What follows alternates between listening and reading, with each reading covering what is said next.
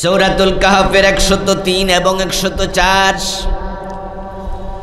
এ দুটি আয়াতে কারিমাত আল্লাহ তাআলা বলছেন, কুল, হে নবীজি আপনি বলুন, হাল নুনাব্বিউকুম, আমি কি তোমাদেরকে মেসেজ দেব নাকি, খবর দেব নাকি, বিল আখসারিনা আমালা, এমন কিছু মানুষের ব্যাপারে যারা আমলের দিক থেকে ক্ষতিতে নিমজ্জিত হয়ে গেছে।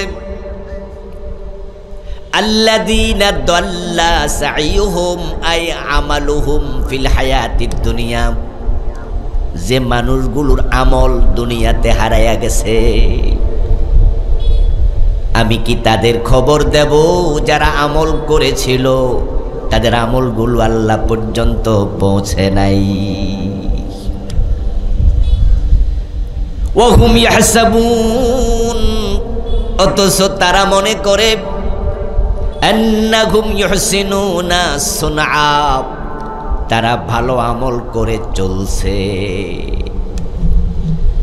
তাদের আমলগুলো যে হারিয়ে গেল, তারা যে আমল করার পরও ক্ষতিগ্রস্ত হলো, এটা তারা বোঝেও না, জানেও না। ও নবী আপনি বলুন, ওই মানুষের খবর আমি তোমাদের দেব নাকি? এই আয়াত দ্বারা কি বোঝা গেল? আমি অনুবাদ শোনালাম, বোঝা গেল কিছু মানুষ আছে যারা আমল করার পরেও ক্ষতিগ্রস্ত, যাদের আমল কবুল হয় না। আমল করতেছে, ভালো কাজ করতেছে, কিন্তু তারা কোনো সওয়াব পায় না। তাদের আমল নামাতে সওয়াব লিখাই হয় না, আমল কিন্তু করেছে। আপনাদের এই বাজারে আমি জানি না কোনো হিন্দু দোকানদার আছে কিনা। আচ্ছা, এখানে না থাক, পাশের বাজারে তো আছে, নাই? আছে। আচ্ছা, হিন্দু দোকানে যদি কোনো ভিক্ষুক ভিক্ষা করতে যায়, হিন্দুরা কি ভিক্ষা দেয় না? জবাব দিন প্লিজ, কথা বলতে হবে আমার সাথে। হিন্দুরা ভিক্ষা দেয় কি না আপনাদের এলাকায়? দেয়। হিন্দুর দোকানে ভিক্ষুক গেল, তার হাতে 10 টাকা ভিক্ষা দিল। যারা জবাব জানেন তারা একটু জবাব দিয়েন, এই 10 টাকাতে হিন্দু মিয়ার আমল নামায় সওয়াব হয়েছে কয়টা? তো ভিক্ষা দেয়া কি নেক আমল নয়? ভিক্ষা তো দিল, কামটা তো ভালো কাজ, নেক আমল, উত্তম কাজ, কিন্তু হিন্দু মিয়ার আমল নামা একটা নেকিও তো যোগ হলো না। ও দোস্ত, কারণ হলো ও বেটার তো ইমান নাই। ইমান হলো অ্যাকাউন্ট, আর আমল হলো অ্যাকাউন্টে জমা করা অর্থ করি, টাকা পয়সা। এখন আপনি আপনাদের বাজারে একটা ব্যাংক আছে, ব্যাংকে গেলেন, ম্যানেজারের কাছে 1 লাখ টাকা রাখলেন, তারপর বাড়ি চলে আসলেন। ম্যানেজার সাহেব, এই 1 লাখ টাকা আমি রেখে গেলাম, আপনি তো আমাকে চিনেন, আমি আপনার স্বাস্থ্য ভাই অমুক, কতরে তো আমি চিনি, ঠিক আছে টাকাটা রেখে যা। টাকা রেখে চলে গেলেন। বিকালবেলায় কল দিলেন, ফোন দিলেন, ম্যানেজার সাহেব ওই টাকাটা আমার নামে অ্যাকাউন্টে জমা দিছেননি? তখন ম্যানেজার কয়, তোমার অ্যাকাউন্ট নাম্বার কত? আপনি বললেন আপনার ব্যাংকে তো অ্যাকাউন্ট খুলি নাই। ম্যানেজার জবাব দেবে, তাহলে টাকা জমা দেব কই?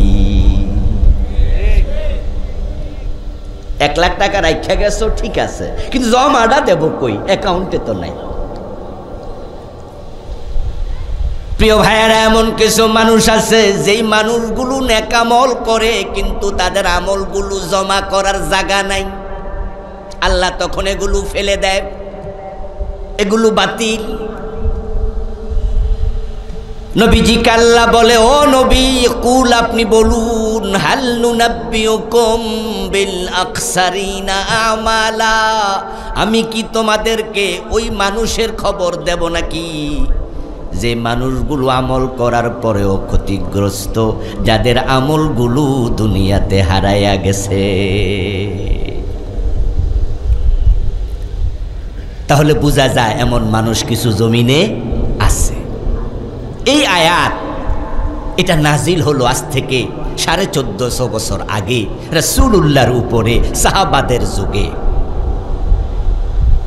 এতে বোঝা যায় ওই যুগেও এ জাতীয় মানুষ ছিল। যদি আজ থেকে 1450 বছর আগে সেই সোনালী যুগে এমন মানুষ থাকে যাদের নেক আমল বাতিল হয়ে যায়, আজকের যুগে এ জাতীয় মানুষ কি কমেছে না আরো বেড়েছে? আল্লাহ না করুক যদি তাদের তালিকায় আপনার নাম থাকে, আল্লাহর সামনে হাজির হওয়ার পর আপনি যখন নেকের আমল নামা হাতে পাবেন, দেখবেন এরকম একবারে খালি, একটা নেকও নাই। অথচ আপনি 5 ওয়াক্ত নামাজি ছিলেন। আপনি গত রোজার মাসে 29টা রোজা রেখেছেন। হুজুরদের ওয়াজ শুনে আপনি গনে গনে হিসাব করে করে ক্যালকুলেটরে আপনি যাকাত দিছেন, কিন্তু আল্লাহর সামনে গিয়ে দেখলেন নেকের আমল নামা এরকম একবারে ফকফকা সাদা, একটা নেকও নাই। আপনি আল্লাহ তাআলাকে বললেন, খোদা ও আমার প্রভু হে, আমি তো নামাজি ছিলাম, আমার নামাজের সওয়াব কই? হুজুররা তো ওয়াজ করেছে আল্লাহর পথে সাদাকা দিলে, দান করলে 1 টাকায় 10 টাকার সওয়াব হয়। আমি তো রমজানে 1 লাখ টাকা যাকাত দিয়েছি, আমার আমল নামা একটা সওয়াবও কেন নাই?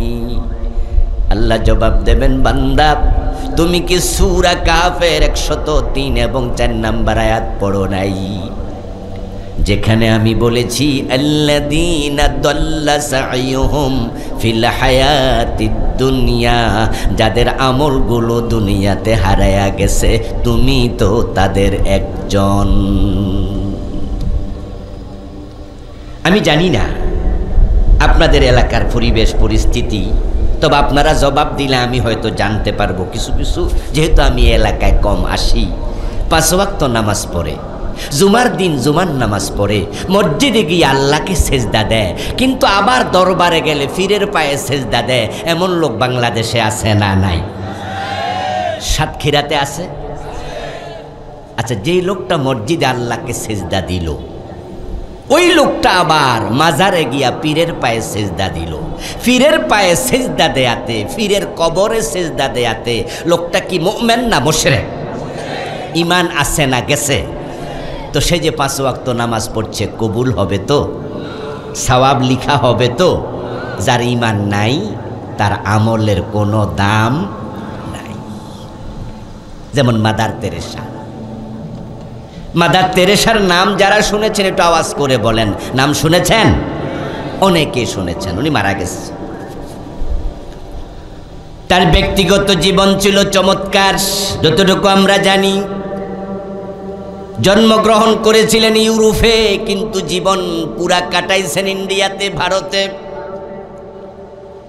ওই মাদার তেরেসা ভারতে শত শত এতিমখানা খুলেছে, হাজার হাজার এতিমকে মায়ের ভালোবাসা দিয়ে লালন করে বড় করছে। তার কর্মের স্বীকৃতি স্বরূপ তাকে নোবেল শান্তি নোবেল পুরস্কার দেয়া হয়েছে। তার নোবেলে প্রাপ্ত পুরাটা টাকা মাদার তেরেসা তিনি ইয়াতিমখানায় দান করে দিছে। আমার নবী বলেছেন, ইয়াতিম লালন পালন করা এত সওয়াবের কাজ, যদি ইয়াতিমের মাথায় কেউ হাত বুলায়, তার হাত যতগুলা চুলের উপর দিয়ে পার হবে, বিকুল্লি শাওরাতিন হাসানাত, প্রতিটা চুলের পরিবর্তে আল্লাহ অসংখ্য নেকি তার আমলনামায় লিখে দেবে। মাদার তেরেসা শুধু হাত বুলায় নাই, কত ইয়াতিমকে ফালছে, আমলনামায় সওয়াব আছে তো? قال رسول الله صلى الله عليه وسلم أنا وكافل اليتيم كهاتين في الجنة। নবীজি সাল্লাল্লাহু আলাইহি ওয়াসাল্লাম বলেন যে একজন ইয়াতিম লালন পালন করবে, আমি এবং ইয়াতিমের লালন পালনকারী এরকম জান্নাতে পাশাপাশি থাকব। ইয়াতিম হলো এক বচন, বহু বচন হলো আইতাম।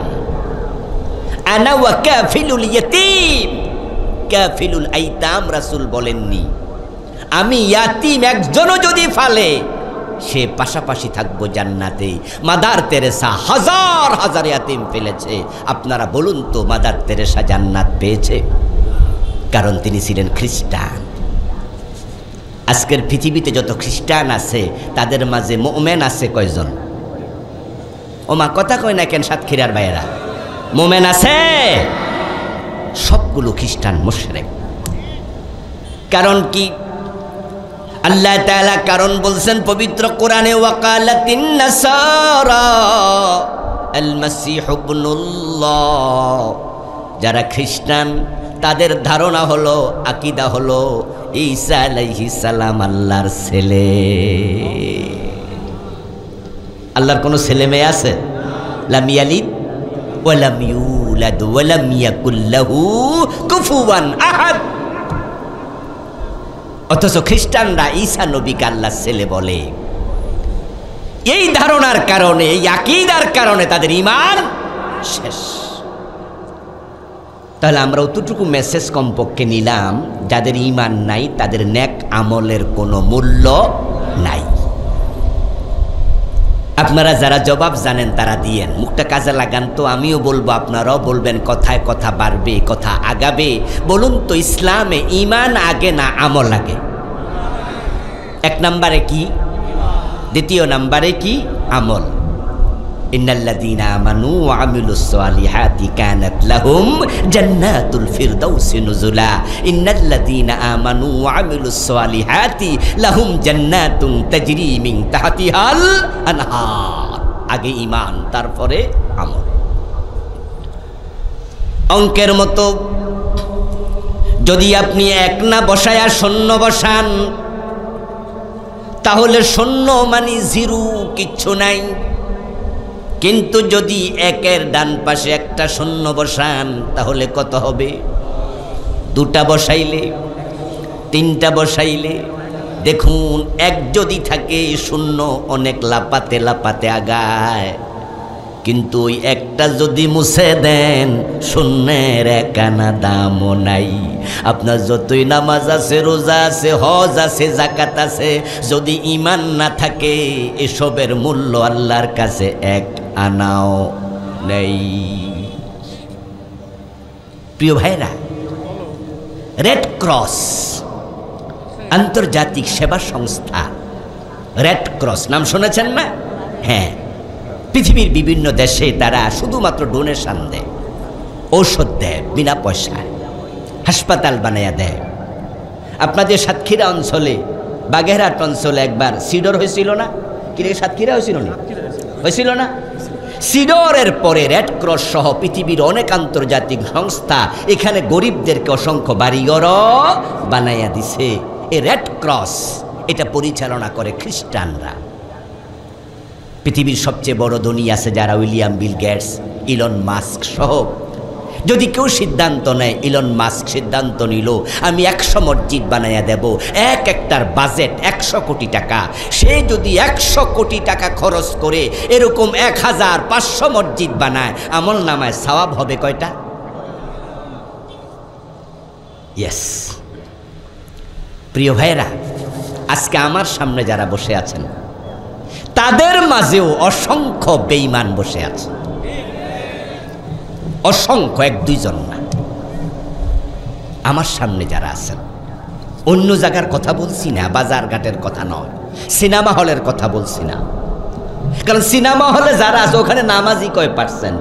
ওখানে তো বেনামাজি বেশি।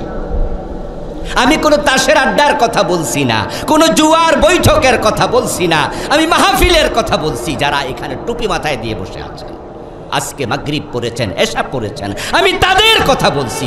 আমার সামনেও অসংখ্য বেঈমান বসে আছে।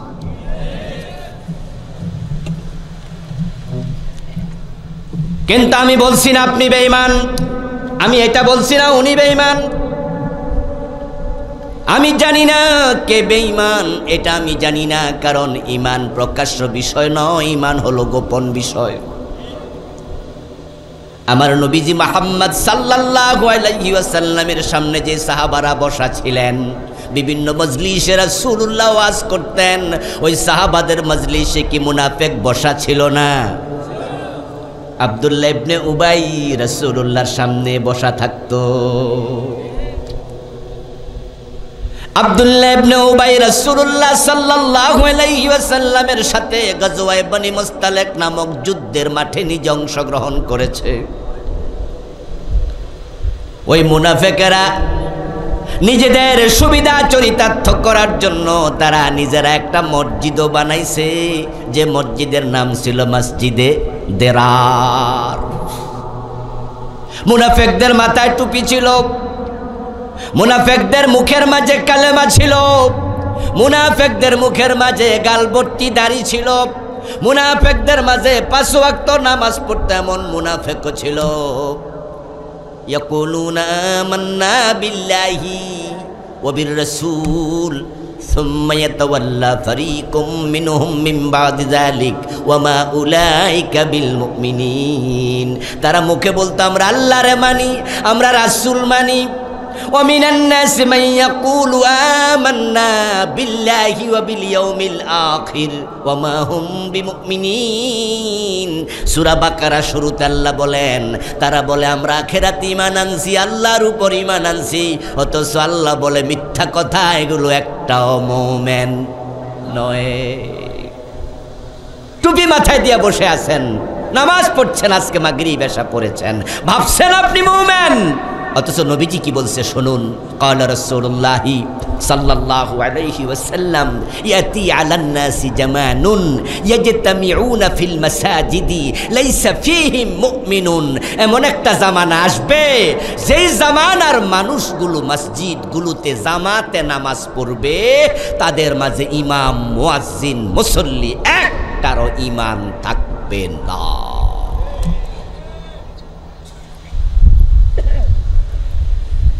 প্রিয় ভাইরা, রাসূলুল্লাহ সাল্লাল্লাহু আলাইহি ওয়াসাল্লাম বলেছেন ইয়াতি আলান নাসি জামান, এমন একটা জামানা আসবে, কিন্তু আমার কাছে এই হাদিস সামনে রেখে এখন মনে হয় ওই জামানা আসবে এটা নয়, বরং সে জামানা এসে গেছে। রাসূল বলছে মসজিদে তারা নামাজ পড়বে, একটা আর ঈমান থাকবে না, সব হবে কাফের অথচ নামাজি। আসলেও তো এমন মসজিদ তো আমি চিনি যে মসজিদের ইমাম কাফের, মুয়াজ্জিন কাফের, মুসল্লি সব কাফের। এমন মসজিদ আমি পার্সোনালি আমি চিনি, আপনারাও চিনবেন। যদি চিনতে চান, দেখতে চান, ঢাকার বকশীবাজারে চলে যান। ঢাকা আলিয়া মাদ্রাসার পাশেই কাশগড়ি হল আছে। ঢাকা আলিয়ার কাশগড়ি হলের সামনেই একটু দূরে গেলেই পাবেন আহমদিয়া মুসলিম জামাতের মসজিদ, কাদিয়ানিদের মসজিদ। ওই মসজিদে ইমাম কাদিয়ানি, মুয়াজ্জিন কাদিয়ানি, মুসল্লি কাদিয়ানি, নামাজ পড়ে 5 ওয়াক্ত। আপনাদের কাছে আমি জানতে চাই, চিৎকার দিয়া বলুন তো, কাদিয়ানিরা মুমিন না কাফের? অথচ তার আজকের মাগরিবের নামাজও পড়ছে, আজকে এশারের নামাজও তারা জামাতে পড়েছে। এবং কাদিয়ানীদের মসজিদের যে মুয়াজ্জিন, সে যখন আজান দেয়, তার আজানের মাঝে সে বলে কানে আঙ্গুল ঢুকাইয়া আশহাদু আল্লা ইলাহা ইল্লাল্লাহ, আল্লাহ ছাড়া কোনো ইলাহ নাই। তারপরে বলে আশহাদু আন্না মুহাম্মাদান রাসূলুল্লাহ, আমি সাক্ষ্য দিচ্ছি নিশ্চয় মুহাম্মদ আল্লাহর রাসূল। কাদিয়ানির মুয়াজ্জিন কানে আঙ্গুল ঢুকাইয়া এত জোরে চিৎকার দিয়া কালেমার ঘোষণা দেয়, কিন্তু আপনারা আমরা ফতুয়া দেই, ও বেটা কাদিয়ানির মুয়াজ্জিন, যতই আজান দেস কালেমা পড়স, তুই মুমিন না কাফের? তো তোর কালেমা পইরা লাভটা কি? যেই লোকেরা পীরের পায়ে সেজদা দেয়, মাজারে সেজদা দেয়, তারা কি কালেমা পড়ে না? আরে মাইজবান্ডা শরীফে গেলে যাদেরকে দেখবেন যে ঢোল বাজাইয়া জিকির করে, তারা কি সোনার বাংলা গান গায়া জিকির করে? তারা জিকিরের মাঝে বলে লা ইলাহা ইল্লাল্লাহ, লা ইলাহা ইল্লাল্লাহ। বেড়াও লাফায়, বেড়িও লাফায়, ঢোলও বাজায়, জিকির করে লা ইলাহা ইল্লাল্লাহ। তাদের জিকিরের মূল্য আল্লাহর কাছে 1 পয়সাও নেই। যারা কাদিয়ানি, তাদের নামাজ ঠিক আমাদের মতো 100%। বাংলাদেশের যত কাদিয়ানি আছে সবগুলো হানাফি মাযহাবের কাদিয়ানি। কোন মাযহাবের? লোকেরা ফিডব্যাক দিচ্ছে না কেন? আওয়াজ করেন না, আমি বললে তো বলতে পারেন কমপক্ষে। কোন মাযহাবে? মাইজবান্ডার কোন মাযহাব? দেওয়ানবাগ কোন মাযহাব? কারণ বাংলাদেশে যারা আপনার এলাকায় চুরি করে হেতার মাযহাব কি? কি ওই এলাকা মনে চোর নাই, সব আল্লাহর ওলি নাকি? আরে ভাই কথা বলে না, চোর আছে না? এই আজকের মাহফিলে কি জুতা চোর নাই? চান্স পাইলে আপনারটা নিয়ে যাবে, সাবধানে রাখবেন। ওই জুতা চোর ধরা পড়লে জিজ্ঞাসা করবেন নাম কি? কব আব্দুল কাদের, আব্দুল জব্বার। আমার নাম জামাল হোসেন, বাপের নাম কি? আব্দুল গনি। ও বেটা কি হিন্দু? এই জুতা চোর জিজ্ঞাসা কোন মাযহাব? কব আমিও হানাফি। কারণ আমাদের দেশে যেহেতু আমরা অধিকাংশ হানাফি, তাই এখানে মাইজবান্ডারও হানাফি, দেওয়ানবাগও হানাফি, সব হানাফি। তাই বাংলাদেশে যারা কাদিয়ানি হেরাও কি হানাফি। এজন্য কোনো কাদিয়ানি আপনার পাশে দাঁড়াইয়া যদি নামাজ পড়ে, তার রুকু, সেজদা, কেয়াম, কুউদ, কেরাত, তার ডিজাইন, নামাজের স্টাইল আপনার সাথে 100-তে 100 মিলে যাবে। এই লোকটা যে কাফের আপনি তার নামাজ দেখে বুঝতেই পারবেন না। কারণ ঈমান কি দেখা যায় নাকি? ঈমান তো গোপন। قال رسول الله صلى الله عليه وسلم تكون بين الساعة فتن كقطع الليل المظلم يصبح فيها الرجل مؤمنا فيمسي كافرا। এই হাদিসে রাসূলুল্লাহ এমন এক মেসেজ দিছে যেটা শোনার পরে অন্তর কেঁপে ওঠে। আমার রাসূল বলেন কিয়ামত যখন আগাবে তখন অবস্থা এত খারাপ হবে, মানুষগুলো সকাল বেলায় মুমিন থাকবে, সন্ধ্যা বেলায় কাফের হয়ে যাবে। অনেক মানুষ সকাল বেলায় ভালো মানুষ ছিল, মুমিন ছিল, সন্ধ্যা বেলায় কাফের। এটা হবে কিয়ামতের আগে।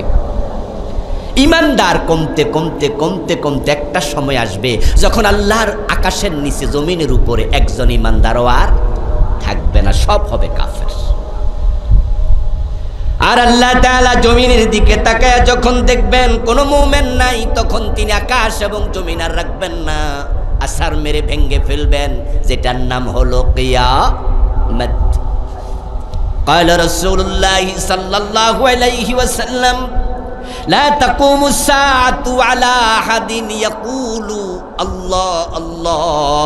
সহিহ মুসলিমের হাদিস, নবীজি বলছেন আল্লাহ বলার মতো একজন মুমিন যদি থাকে কিয়ামত হবে না। এই হাদিস দিয়ে আপনি কি বুঝলেন? মুমিন থাকলে কিয়ামত হবে না। কিয়ামত হবে কি না? কথা বলে না কেন ভাইরা? কিয়ামত হবে কি না? তাহলে বোঝা যাচ্ছে যে যেদিন কিয়ামত হবে আল্লাহ বলার মতো মুমিন একজনও আর থাকবে না। কিয়ামত যত আগাবে ঈমান হারাইতে থাকবে মানুষ, ফিতনা বের হবে। তাকুনু বাইনা সাআতে ফিতান, ফিতান শব্দটা ফিতনার বহু বচন। কাকিতাইল লাইলিল মুসলিম, নবীজি উদাহরণ দিচ্ছে সূর্য যখন ডুবে যায় তখন চারদিক থেকে যেমন অন্ধকার ধেয়ে আসে, কিয়ামতের আগে ফিতনা একটার পর একটা বের হতে থাকবে থাকবে থাকবে।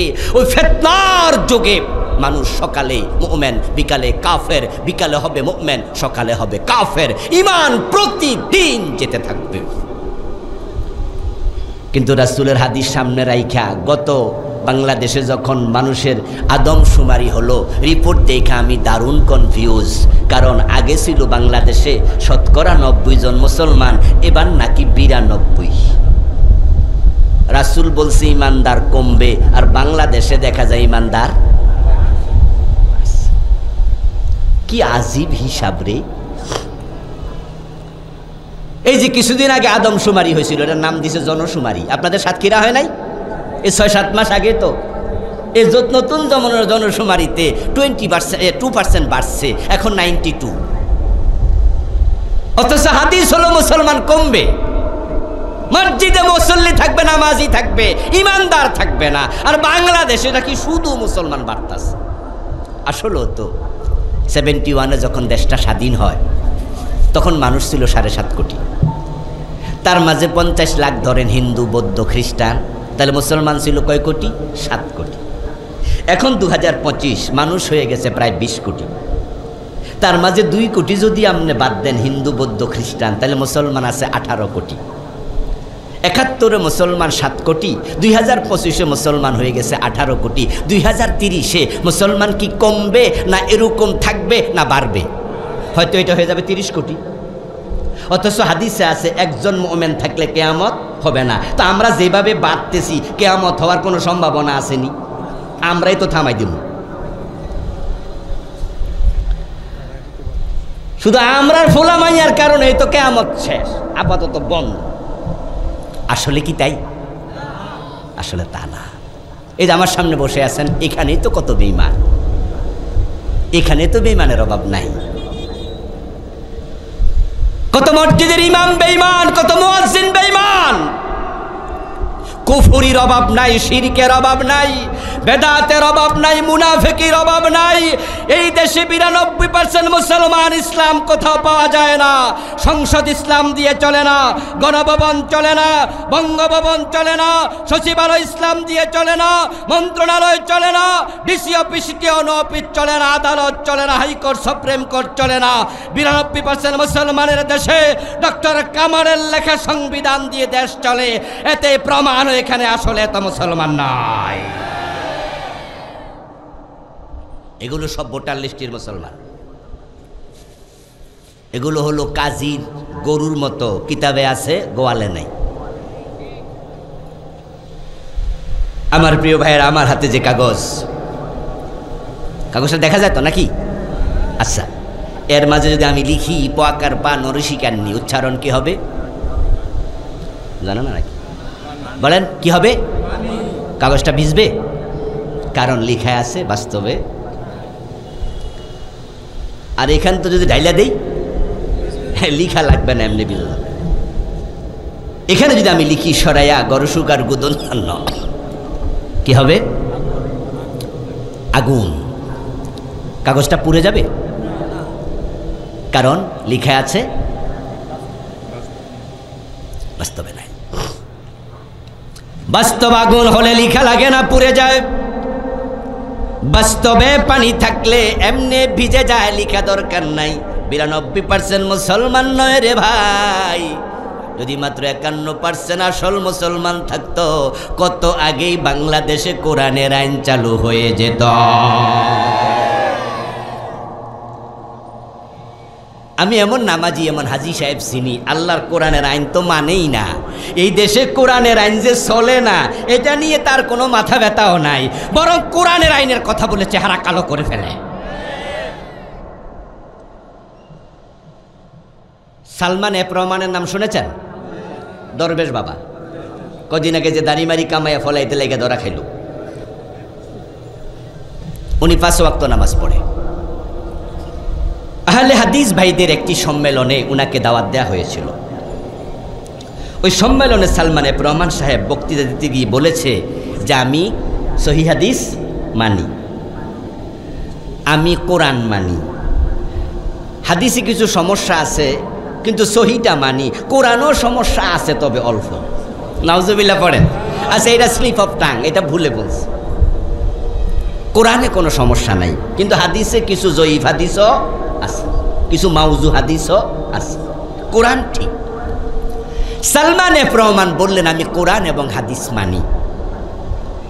উনি আসলেও 5 ওয়াক্ত নামাজি এবং উনি কোরআন খতম করেন প্রতি রমাদানে একবার, নরমালিও পড়েন। তার অফিসে যারা থাকে, বাড়িতে অফিসে কর্মচারীদেরকে পর্যন্ত হুজুর রেখে কোরআন শিখায়। এটার সাক্ষী আমি আবুল কালাম আজাদ নিজে।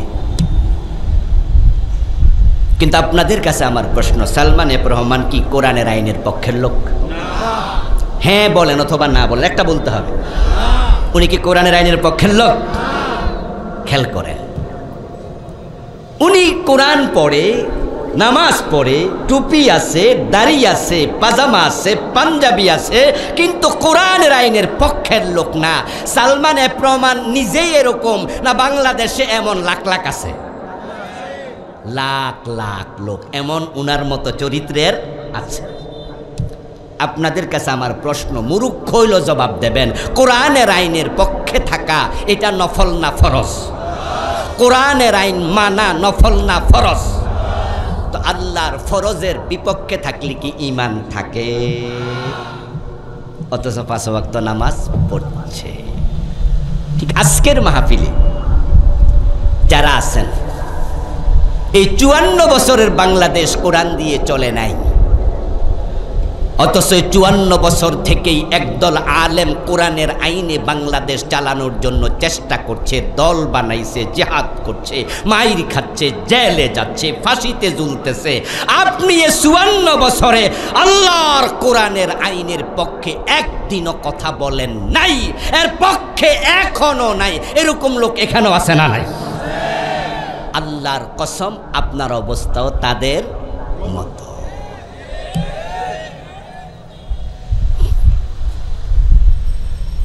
প্রিয় ভাইয়েরা, ভালো করে শুনুন, নবীজি সাল্লাল্লাহু আলাইহি ওয়াসাল্লাম আল্লাহ তাআলা বলতেছেন, আমি কি তাদের খবর দেব নাকি যে মানুষগুলোর আমল কবুল হয় না, আমলগুলো হারাইয়া যাচ্ছে? কারা তারা? হাসরের ময়দানে টের পাবে। আল্লাহ যখন বলবে তুমি তো তাদের একজন, টের পাওয়ার পরে নতুন করে আমল করার কোনো সুযোগ আছে? কিন্তু যদি আজকে আমি ওয়াজ করব, আমি কিছুক্ষণ পরে তাদের তালিকা দেব আপনাদের কাছে। 5 ধরনের মানুষ হাসরের ময়দানে গিয়ে দেখবে আমল নামায় কোনো নেক নাই। ওই 5 গ্রুপ মানুষের মাঝে আল্লাহ না করুক যদি আপনার নাম থাকে, আপনিও বোঝেন যে আমিও তো ধরা খাইছি, তাহলে এখন তাওবা করার সুযোগ আছে না নাই? আল্লাহর কাছে যাইয়া ধরা খাইয়া লাভটা কি? তখন তো নতুন করে আমলের সুযোগ নাই। কিন্তু তাওবা করে যদি আজকে ভালো হয়ে যান, আজকেই জান্নাতীদের দলে যোগ দেওয়ার সুযোগ আছে না নাই? 5 গ্রুপ মানুষ ব্যর্থ হবে। 1 নাম্বার, যারা কুফরি করে তাদের আমল নামায় কোনো নেক থাকে না। 2 নম্বর, যারা শিরিক করে তাদের আমল নামায় কোনো নেকি থাকে না। বাংলাদেশে শিরিক আছে না নাই? আর অভাবিত নাই। বর্ষাকালে পানি যেমন অ্যাভেলেবেল, খালে, বিলে, নদীতে, পুকুরে, ডোবাতে, সমুদ্রে, ইভেন রাস্তার মাঝখানে যদি একটা গর্ত থাকে, তাহলে বর্ষাকালে সে গর্তের মাঝেও পানি পাওয়া যায়। শিরিক বাংলাদেশে এমনভাবে ছড়াইছে, গ্রামে গঞ্জে, শহরে নগরে সব জায়গায় শিরিক পাওয়া যায়। ওয়ামা ইউমিনু আকসারুহুম বিল্লাহি ইল্লা ওয়া হুম মুশরিকুন। কোরআনের আয়াত শোনালাম। আল্লাহ তাআলা বলছে, তাদের অধিকাংশের চরিত্র এমন হবে, তারা আল্লাহর উপর ঈমান আনার পরেও তারা মুশরিক হবে। অধিকাংশ, আকসার। আর মুশরিকের অভাব নাই। মসজিদে গিয়ে আল্লাহর আইন মানতে রাজি, কিন্তু সংসদে আল্লাহর আইন মানতে রাজি নাই। অথচ আইনের মালিক শুধু কে? ও প্রিয় ভাই আমার, যেই লোকটা ইমাম সাহেবের সাথে দাঁড়াইয়া আল্লাহকে সেজদা করলো, ওই লোকটাকে আমরা সবাই ভাবছি মুমিন। যখনই মাজারে যাইয়া, দরবারে যাইয়া পীরের পায়ে সেজদা দিল, আমরা তার ব্যাপারে এখন মন্তব্য চেঞ্জ করে ফেললাম। বললাম লোকটা পীরের পায়ে সেজদা দিছে, এখন লোকটা মুমিন নয় বরং মুশরিক। কারণ হলো সেজদার মালিক শুধু কে? যাহার মালিক শুধু আল্লাহ, সেখানে অন্যকে শামিল করার নামে শিরিক। ওয়ালাউ আশরাকু লাহাবিতা আনহুম মা কানু ইয়ামালুন। কোরআন মাজিদ আল্লাহ তাআলা বলেন, ও নবী শোনায়া দেন উম্মতকে, তারা যদি শিরিক করে তাহলে যত নেক আমল তারা করেছিল, লাহাবিতা, সকল নেক আমল নিশ্চয় বরবাদ হয়ে যায়। কারণ এক যদি না থাকে, শূন্য থাকে না। ঈমান যখন থাকে না, আমলও আর থাকবে না।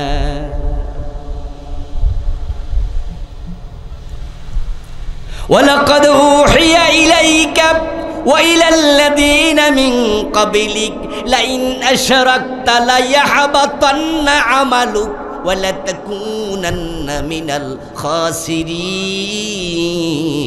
অন্য আয়াতে আল্লাহ বলে নবীজিকে লক্ষ্য করে, ও নবী আপনার কাছে ওহী পাঠিয়েছি আগেকার নবীদের কাছে। আপনি নবী হওয়ার পরেও যদি আপনি শিরিক করেন তাহলে আপনারও উপায় নাই। লা ইয়াহবাতান্না, লামে তাকিদ নুনে সাকিলা, ডেফিনেটলি আপনার সব আমল বরবাদ। নবী হইল আপনার ছাড় দেব না, শিরিক আমি আল্লাহ পছন্দ করি না। তো সেজদা তুমি পীরের পায়ে কেন দিলা? ইবাদতের মালিক তো আল্লাহ, তাই আল্লাহর ইবাদত শুধু হবে, অন্য কারো ইবাদত করলে তোমার ঈমান থাকবে না। এবার সেই কোরআনে আল্লাহ তাআলা বলছে ইনিল হুকমু ইল্লা লিল্লাহ, শুধুমাত্র আইন হবে কার? আল্লাহ ছাড়া কারো আইন চলবে না। এ কোরআনে আল্লাহ বলছে আলা লাহুল খালকু ওয়াল আমর, সাবধান সৃষ্টি যার, আইন চলবে শুধুই তার। তাই মসজিদে যার আইন চলবে, আদালতে সে আল্লাহর আইন চলবে। আপনারা যারা পুরা রাষ্ট্রে আল্লাহর আইন চলুক এই সিদ্ধান্ত নিতে পারেন নাই, আল্লাহর কসম আপনিও মুশরিক, আপনিও মুশরিক। ও ভাই, কাদিয়ানিরে কাফের বইলা ওই মাজারে যে সিজদা দে তারে মুশরিক বলে নিজে মজা নেয়, যাক আমি মুমিন। হ্যাঁ হ্যাঁ, কাদিয়ানি কাফের, ঠিক আছে, কিন্তু আমার প্রশ্ন অপরাধ কি? অপরাধ কি? কাদিয়ানি তো নামাজ পড়ে, রোজা রাখে, হজ করে, জাকাত দেয়, টুপি আছে, দাড়ি আছে, পাজামা আছে, পাঞ্জাবি আছে, মেসওয়াক আছে, পাগড়ি আছে, ও বেটারে কাফের বলেন কেন?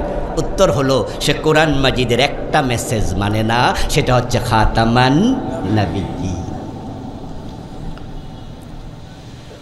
কাদিয়ানীরা নবী মুহাম্মদ সাল্লাল্লাহু আলাইহি ওয়াসাল্লামকে শেষ নবী মানে না, তাই কাদিয়ানী কাফের। ইবলিস শয়তান কেন কাফের? কারণ সে আল্লাহর একটা আইন মানে নাই, আদমরে সিজদা করো। ইবলিস কি করেছে? আল্লাহ তাকে প্রশ্ন করেছিল মা মানাআকা আল্লা তাসজুদ ইদ আমারতুক, তোমাকে অর্ডার করেছিলাম আদমরে সিজদা করো, কেন করলা না? সে যদি বলতো সরি রব্বানা যালামনা আনফুসানা, আল্লাহ আমার ভুল হয়ে গেছে আমারে মাফ করে দাও, ইবলিস রে ক্ষমা করার ক্ষমতা আল্লাহর আছে না নাই? সে কি মাফ চাইছে? এখন আপনারা যে আল্লাহর আইন মানেন না, চোর ধরে হাত কাটো। 54 বছরে কয়দিন কাটছেন? শয়তান আল্লাহর আইন মানে নাই কয়টা? তো 54 বছরে জেনা করলে 100 বেত লাগাও, এমন আইন কোরআনে আছে না নাই? 54 বছরে কয়দিন মানছেন?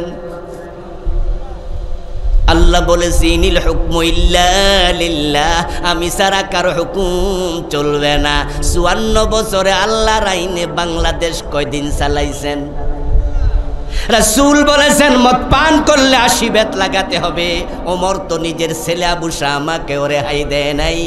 মদ্যপানের অপরাধে প্রিয় পুত্রকে নিজ করে মেরেছ দোররা, মরেছে পুত্র তোমারই চোখের পরে। 54 বছরের বাংলাদেশে মদ খাইলে 80 বেতের আইন কয়দিন লাগাইছেন? শয়তান মানে নাই কয়টা?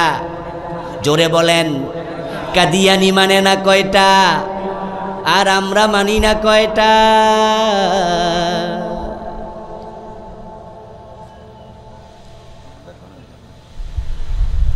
ওই কাদিয়ানি কাফের, একটা আইন মানে না, নবী মুহাম্মদ শেষ নবী। এই কথাটা মানলেই তো তারাও মুমিন থাকতো, তারা তো কাফের, আমরা ফতোয়া দিতাম না। কাফের হওয়ার জন্য পুরা কোরআন অস্বীকার করা লাগে না। যারা কোরআন পুরাটাই মানে না তারা কাফের নিঃসন্দেহে। কেউ যদি বলে 15 পারা মানি আর 15 পারা মানি না, আমরা বলবো তুমিও কাফের। যদি কেউ কয় 29 পারা মানি 1 পারা মানি না, ফতুয়া কি? সেও কাফের। যদি কেউ কয় 113 সূরা মানি 1 সূরা মানি না, সে কি? যদি কেউ কয় 1 অক্ষর মানি না বাকি পুরাটা মানি, সেও কি? ও দোস্ত, অঙ্কের মতো 10 লাইন লম্বা অঙ্ক, এক ছাত্র 9 লাইন ঠিক লিখছে, 1 লাইন ভুল করছে, 10-এ কত পাবে? আরেকজন 10 লাইনে 10 ভুল, সে কত? আরেকজন লেখে নাই, সে কত? ঠিক ঈমান এমন এক জিনিস, কোরআনে যা আছে সব মানো, যদি একটাও না মানো তুমি বেঈমান, জিরো হয়ে যাবে। এই জন্য তো আমরা এসব ওয়াজ করি।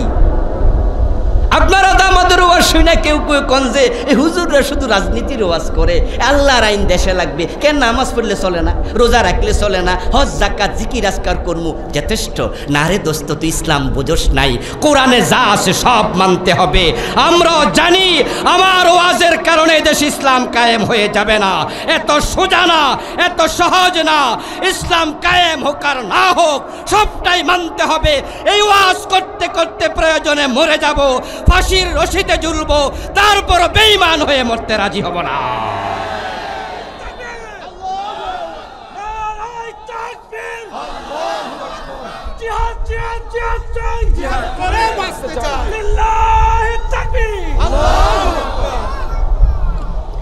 প্রিয় ভাইরা, মা খাদিজা রাদিয়াল্লাহু তাআলা আনহা ইন্তেকাল করছে হিজরতের আপনার 3 বছর আগে, নবুয়তের 10ম সনে। মা খাদিজা ইন্তেকাল করলেন হিজরতের 3 বছর আগে। রাসূলুল্লাহ হিজরত করে মদিনায় যাওয়ার পরে ইসলামের বিজয় হলো। মা খাদিজা যখন মারা যায় তখন মক্কার পরিবেশ কি ইসলামের পক্ষে ছিল না বিপক্ষে? কথা কয় না কেন লোকেরা? বিপক্ষে ছিল না? রাসূলুল্লাহ মাত্র জেল থেকে বের হয়েছে তখন মা খাদিজা মারা গেছে। 3 বছর জেলে ছিলেন, শিবে আবি তালেব বন্দী। ইসলামের বিজয় নেই, বড় কঠিন পরিস্থিতি। এবার বলুন তো, ইসলামের এই দুর্দিনে যেই মা খাদিজা মারা গেল, উনি দোজখী না জান্নাতি? তো ইসলাম তো বিজয় হয় নাই, উনি জান্নাত পাইলেন কেন? এবার আপনাদের প্রশ্ন করি, আব্দুল্লাহ ইবনে উবাইর বাড়ি তো মদিনায়।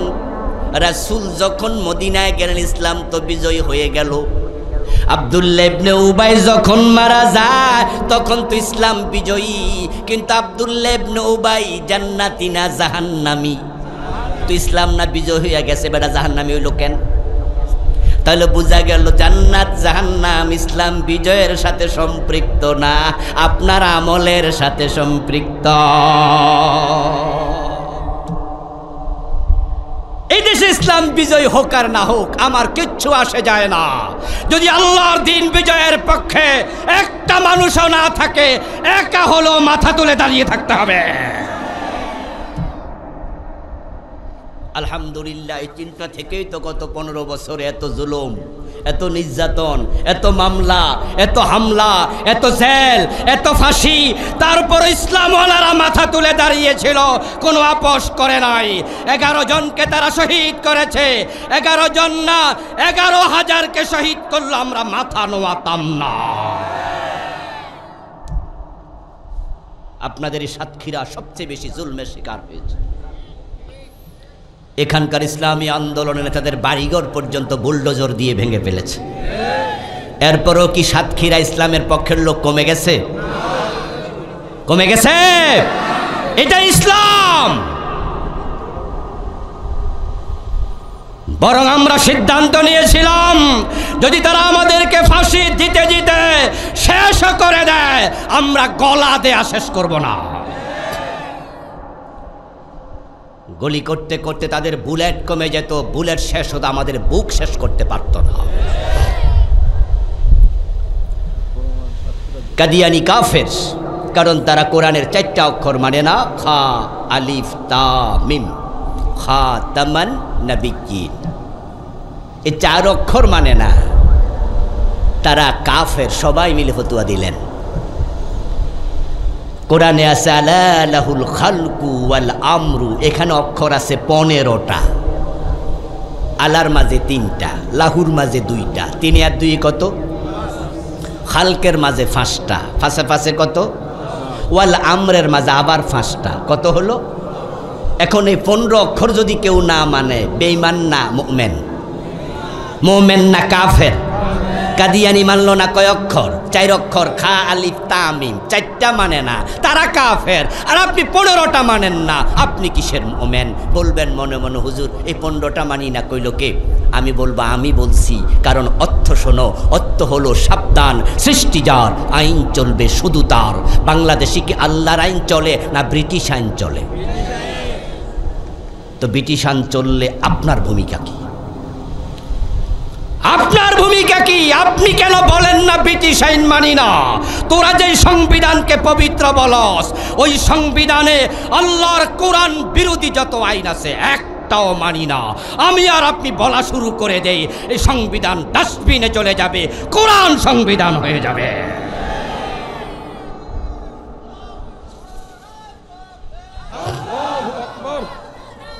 সংসদে যাবো। আমার প্রিয় ভাই, বাংলাদেশে যত দল আছে ইসলামী দলগুলো ব্যতীত সবগুলো ধর্মনিরপেক্ষ। জানেন কিনা আপনারা?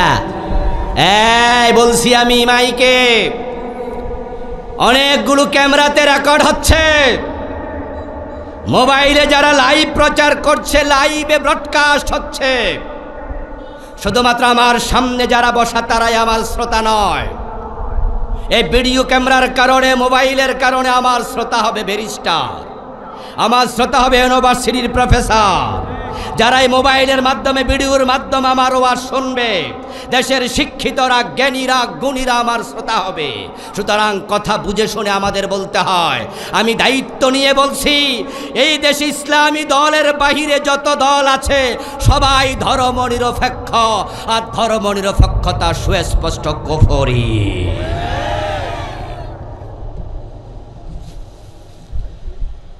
যত লোক ধর্মনিরপেক্ষ দলে আছেন সবাই কুফরিতে লিপ্ত আছেন। কুফরি করলে ঈমান থাকে না। 5 গ্রুপ ব্যর্থ, 1 নাম্বার কুফরওয়ালা কাফের। ধর্মনিরপেক্ষতার সংজ্ঞা কি, ডেফিনেশন কি? আমি বই লিখেছি 8টা, আলহামদুলিল্লাহ। আমার বইগুলোর মাঝে এটা একটা আছে, এটার নাম দিয়েছি ঈমান, কুফর ও নিফাক। এ বই লিখতে গিয়ে আমি কুফর তুলে ধরেছি, সেখানে ধর্মনিরপেক্ষতা নিয়ে পড়ালেখা করে আমি লিখেছি। ক্যামব্রিজ ডিকশনারির সংজ্ঞা আমি এ বইতে তুলে ধরেছি। They believe, secularism, they believe religion should not be involved with any ordinary social and political activities in a country. Bangla অর্থ হলো রাষ্ট্র এবং সামাজিক এবং যত পলিটিক্যাল কাজ আছে, রাজনৈতিক, সেখানে ধর্ম মানা যাবে না। সামাজিক কাজে ধর্ম লাগবে না, রাজনীতিতে ধর্ম লাগবে না, রাষ্ট্রের বিভিন্ন জায়গায় ধর্ম লাগবে না। আচ্ছা, এই চিন্তা যদি কেউ লালন করে, মোমেন না কাফের? কারণ কোরআনের বক্তব্য হলো উদখুলু ফিস-সিলমি কাফা, তুমি আসো যেখানে ধর্ম আছে সেখানে। ও প্রিয় ভাইয়েরা, যারা ধর্মনিরপেক্ষ তারা বলে হুজুররা সব জায়গায় ধর্ম টানে কেন, দেশ কেমনে চলবে এটা আমরা নেতারা সিদ্ধান্ত নেব, এমপিরা সিদ্ধান্ত নেব, মন্ত্রীরা সিদ্ধান্ত নেব। কিন্তু আমার আল্লাহ বলে না না, রাজত্বের মালিক আমি, তাই তোমরা যখন নেতা হবে আমি আল্লাহর আইনে দেশ চালাতে হবে। আমাদের রাসূল যখন মদিনার প্রেসিডেন্ট ছিলেন 10 বছর, ছিলেন কিনা? এই বলে না কথা ভাইয়েরা, ছিলেন কিনা? আবু বকর, ওমর, ওসমান, আলী রাদিয়াল্লাহু তাআলা আনহুম, ওনারা 30 বছর প্রেসিডেন্ট ছিলেন কিনা? আমার প্রশ্ন আপনাদের কাছে, তখন তারা মন মতো দেশ চালাইছে না আল্লাহর আইন মতো? মহিলা চোর ধরা পড়াতে রাসূলের কাছে সুপারিশ গেল, ইয়া রাসূলুল্লাহ, তাকে চোর ধরে হাত কাটার যে আইন আছে ওই আইনটা একটু শিথিল দেখায়া তার অন্য শাস্তি দেয়া যায় কিনা? আমার রাসূল জবাবে বলেছিলেন, তাকে নয়, আমার মেয়ে ফাতেমা চুরি করলে আমি তার হাত কাটবই। কারণ চোর ধরে হাত কাটার আইন আল্লাহর কোরআনে আছে না নাই? এর বাহিরে যাওয়ার অধিকার নবী মুহাম্মাদেরও নাই। আচ্ছা, ইসলামী আইনের কথা শুনলে, কোরআনের আইনের কথা শুনলে ওদের গায়ে আগুন লাগে কেন? ওরা কেন জইলা ওঠে আমাদের মৌলবাদী বলে গালি দেয়, আমাদেরকে রাজাকার বলে? আমার জন্ম তো 75-এ, তো আমি রাজাকার হইলাম কোন আইনে, কোন সিস্টেম? দেশ তো স্বাধীন হলো 71।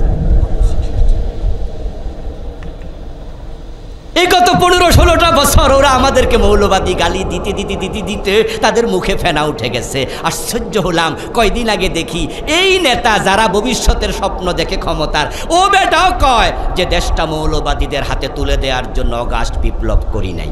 আজীব তো, এই মনে হয় সব শিয়ালের এক ডাক।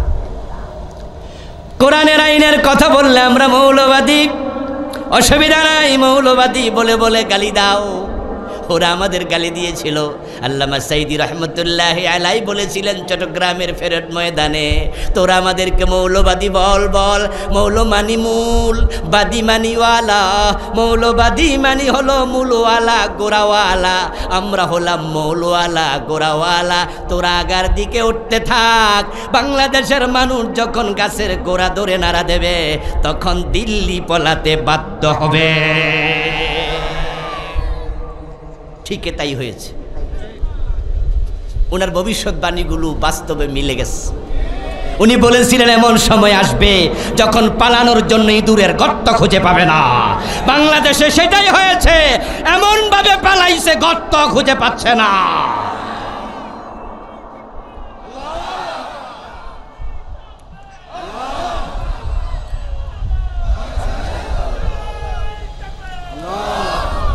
দুলাভাই যদি জায়গা না দিত তাহলে ফলানোর কোনো জায়গাও ছিল না। আপনারা কেউ কেউ মনে মনে বলবেন আপনি ওই বেটা হিন্দু হেরে দুলাভাই কইলেন কেমনে? দোষ কিন্তু আমার না, কারণ উনারা আগে ঘোষণা করছে আমাদের সম্পর্ক ইন্ডিয়ার সাথে স্বামী স্ত্রী। বলছেনি আমাদের কে বলছে? সাবেক পররাষ্ট্রমন্ত্রী আব্দুল মোমেন সাহেব, উনিই বলেছিলেন যে ইন্ডিয়ার সাথে আমাদের সম্পর্ক স্বামী স্ত্রী। তো স্বামী তো হেমিয়া, বউ তো আমরাই হইছি। এজন্যই দেশ থেকে পলায়া ওনার কাছে গিয়ে আশ্রয় নিয়েছে। আমার প্রিয় ভাইয়েরা, মাঝখান দিয়ে শুনছিলাম ইন্ডিয়াও থাকবে না, চলে গেছে রাগ কইরা দুবাইতে। ওই দুবাই সরকার নাকি 10 ঘন্টা বিমানে বসায়া রাখা আবার ইন্ডিয়া ফেরত পাঠাইছে। ওরা বুঝাইয়া দিছে যার বউহের কাছে যাও।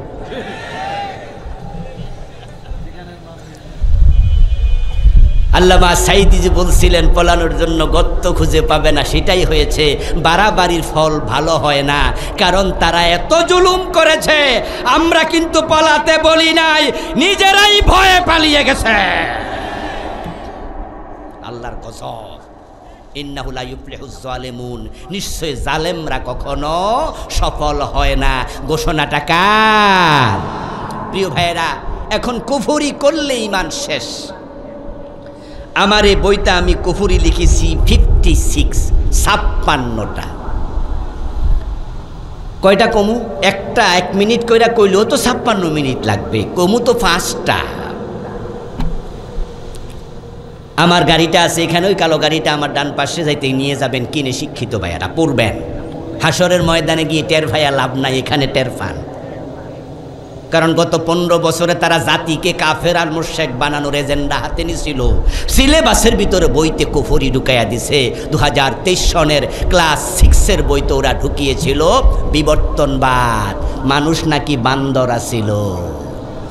এই আকিদায় ধর্ষণ কুফর কুফর কুফর। কারণ মানুষের পূর্বপুরুষ, প্রথম পুরুষ বানর না আদম? চিৎকার দিয়া বলেন না, বানর না আদম? হযরত আদম প্রথম পুরুষ, তিনি আল্লাহর প্রথম খলিফা। এই কথা কোরআনে আছে না নাই? কোথাকার কোন ডারউইন এটা বলেছে না মানুষ নাকি বান্দর আছিল? আস্তাগফিরুল্লাহ। ও বেটা গবেষণা করছে কি পরিমাণ গাঁজা খাইছে আল্লাহ না জানে। আর গাঁজা খাইলে মাথা ঠিক থাকেনি। সাইদি সাহেব রাহেমাহুল্লাহ এটাও বলেছিলেন যে ডারউইন মানুষ বান্দরা ছিল, গবেষণা করতে গিয়া সে যা খাইছিল মনে হয় এটার মেয়াদ ছিল না। আজীব গবেষণা। আচ্ছা, বান্দরের সাথে মানুষের চেহারার মিল আছে, তাই যদি বান্দর হয়ে পূর্বপুরুষ, তাহলে কি ফাবদা মাছের সাথে বোয়াল মাছের মিল নাই? তা আমরা কি কমু যে ফাবদা মাছ বোয়াল মাছের পূর্বপুরুষ? আজীব আজীব। ইউনিভার্সিটি লেভেল এগুলো পড়া তো বিবর্তনবাদ, আমরা মাথা গামাই না, এগুলো ছিল, আগেও ছিল। আল্লামা সাইদি ওয়াজ করছে আরো 15-17 বছর আগে। কিন্তু আমাদের গতবার আন্দোলন কেন হলো? 2023-এ হলো কেন এটা? কারণ 23-এ তারা সিলেবাসে ঢুকাইছে ক্লাস 6-এ। ওরা উদ্দেশ্য কত খারাপ দেখেন। মানুষ বান্দরা ছিল, এটা যদি ইন্টারমিডিয়েটে পড়াইতো তাহলে আমাদের ইন্টারমিডিয়েট অনার্স লেভেলের পোলাপান ক্লাসে স্যারকে কয়ে দিত, স্যার আমনে আর আমনের পূর্বপুরুষ বান্দর থাকেন, আমরা না, আমাদের পোলাপান মেন, এটা কেউ মানবে না। আবার ক্লাস 2-তে 3-তে যদি দিত তাহলে পিচ্চি পোলাপান বুঝতো না যে মানুষ কেমনে কি আসিল, শুনতো না, বুঝতো না। তাই তারা ক্লাস 6-এ দিছে, একবারে ছোট না, আবার গাঁটতেরা হওয়ার মতো বয়স নাই, গিলানো সহজ হবে, ক্লাস 6-এ বেঈমান বানানো যাবে। আলহামদুলিল্লাহ আমরা প্রতিবাদ করেছি শক্তভাবে। জানুয়ারির 1 তারিখ বই হাতে এসেছে, 1 তারিখেই জানাজানি হয়ে গেল, ইউটিউবে আসলো, ফেসবুকে আসলো। আমরা আলেম ওলামারা মাহফিলে পাবলিককে নিয়ে এমন রিয়েকশন শুরু করলাম, আমরা মাহফিলগুলোতে বলেছি এ পাঠ্যসূচি না থামালে আমরা আন্দোলনে নেমে যাব। তৎকালীন শিক্ষামন্ত্রী দীপুমণি তাড়াতাড়ি কমিটি গঠন করলো, তারপর কমিটি রিপোর্ট করলো, উনি রাষ্ট্রীয় সার্কুলার দিলেন যে ও অংশ পড়ানো যাবে না। চেয়েছিল, পারেনি, চলে গেল 2023। আসলো 2024 জানুয়ারির 1 তারিখে আবার পাঠ্যপুস্তক হাতে দিল। ক্লাস 7-এর বইতে এবার ঢুকাইছে LGBT, শরীফ শরীফার গল্প আর এক কুফর। ছেলে নিজেকে মেয়ে মনে করবে তাহলে তাকে মেয়ে বলতে হবে, কোনো মেয়ে নিজেকে ছেলে মনে করবে তাহলে তাকে ছেলেই বলতে হবে। অথচ আল্লাহর ইসলামে, আল্লাহর কোরআনে নারী এবং পুরুষ কি এক না, আলাদা?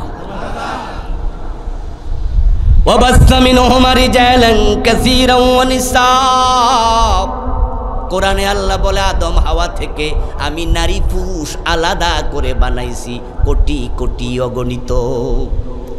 নবীজি বলছেন কোন নারীর জন্য পুরুষের বেশ ধারণ করা জায়েজ নাই, কোন পুরুষের জন্য নারীর বেশ ধারণ করা জায়েজ নাই।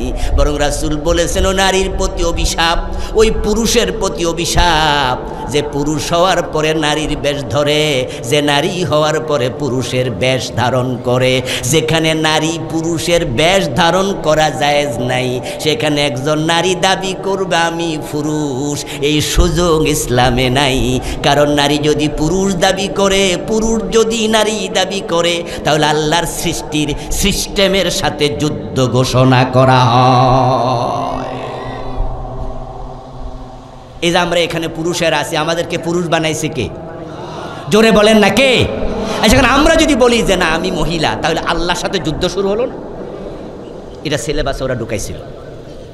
কত খারাপ দেখে 2024-এর ক্লাস 7-এর বইটা এখন ওইটা বাড়ি যেয়ে দেখবেন। মাদ্রাসার পাঠ্যপুস্তক দেখেন, মাদ্রাসার পাঠ্যপুস্তকে ক্লাস 7-8-এর বইতে দেখবেন হারমোনিয়ামের ছবি একবারে কভারের মাঝে তো তারার ছবি দিয়েছে, হারমোনিয়ামের ছবি দিয়েছে, হাফ প্যানওয়ালা মেয়ের ছবি দিয়েছে, মাদ্রাসার বইয়ের ভিতরে মন্দিরের ছবি ঢুকাইছে। এই দুষ্টগুলো বাংলাদেশটাকে হিন্দু রাষ্ট্র বানানোর ষড়যন্ত্র করেছে। আল্লাহ গজব দিয়ে তাদেরকে ধ্বংস করে দিয়েছে। 56টা কুফর লিখেছি, পড়বেন এগুলা। শিরিক করলে ঈমান যায়, দ্বিতীয় শিরিক নিয়ে আলাদা বই লিখছি, 5টার মাঝে দ্বিতীয় হলো শিরিক। এই বইটা আমি 29টা শিরিক লিখছি। আমাদের নেতারা মাইক হাতে পাইয়া নির্বাচনের আগে দিয়া দেখবেন বলতে শুরু করবে জনগণ সকল ক্ষমতার উৎস।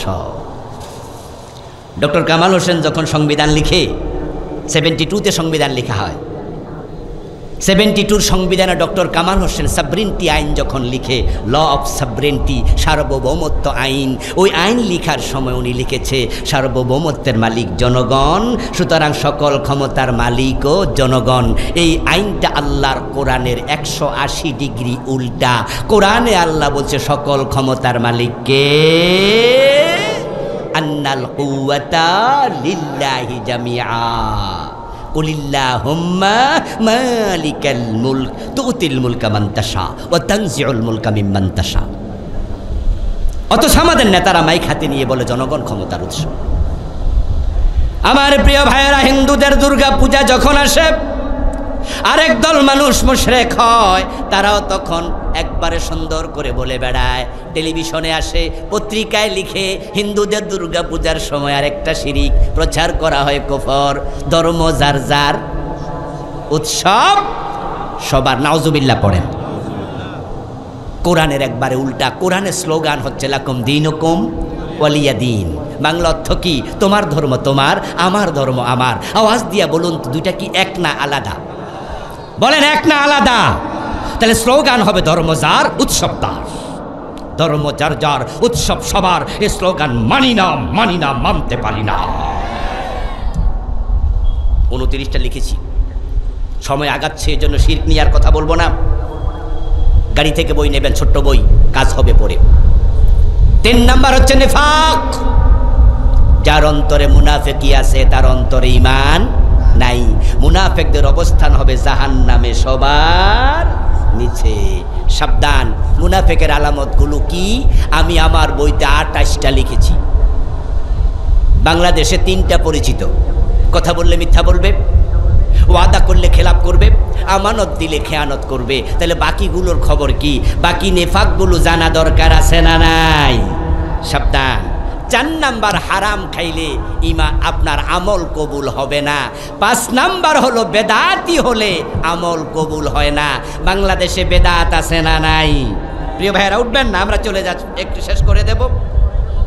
হ্যাঁ, বাতাস আসছে, বৃষ্টি আসতে পারে, আমরাও সংক্ষেপ করব। বাংলাদেশে বেদাত আছে না নাই? মসজিদে মসজিদে বেদাত আছে। আমি বাংলাদেশে যে চলমান বেদাত আছে, এ বইতে লিখেছি আলাদা 38টা বেদাত। আপনারা দয়া করে বইগুলো ড্রাইভার সাথে দেখা করে নিয়ে যাবেন।